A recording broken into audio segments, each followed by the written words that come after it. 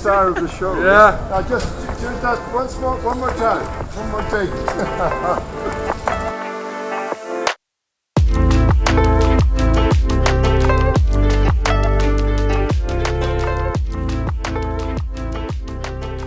So this is Black Church Print Studio. We are a print studio here in Dublin since 1982. Initially we're part of the Graphic Studio Dublin, which was formed in the early 60s, along with McCullough Mulvin Architects, got to design and build this. So the studio itself, we have currently 85 artist members. On our first floor we have our lithography area.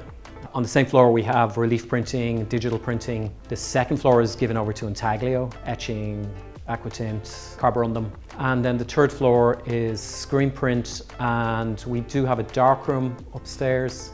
Lithography is a difficult one because it's very intense, but because it's not being taught in the colleges, it's more important to have lithographers in the studio and working. So, you know, maybe this is something we could be doing as well.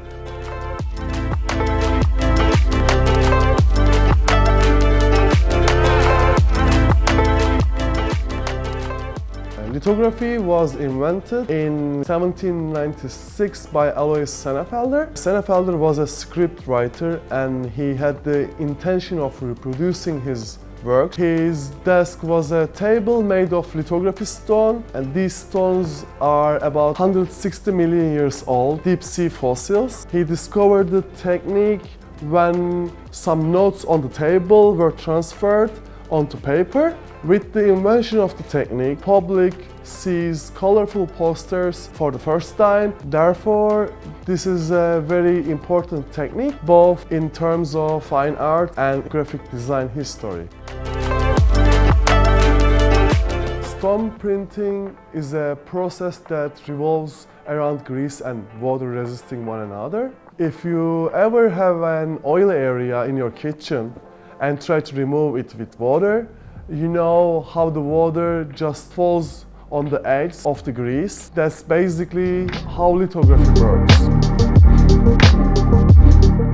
The artist draws with greasy materials. These special litho materials can be pencils, inks, crayons and touches. They are made from animal fat and mixed with charcoal to create various grades. Printing artists chemically treat the stone with material like gum arabic and nitric acid, and after this, rosin and talc used for establishing the drawing down inside the stone.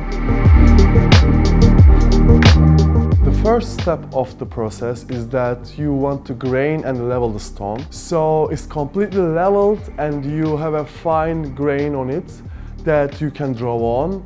It's completely delicate phase, which means it's receptive to grease and water at this state.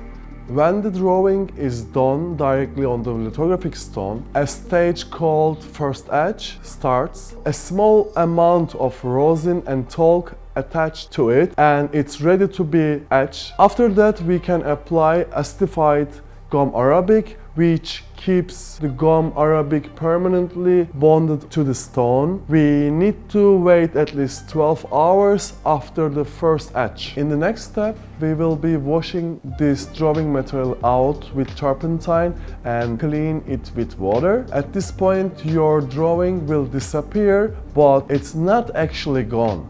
When a stone has been etched properly, you will be able to see fairly clear ghost image on the surface of the stone.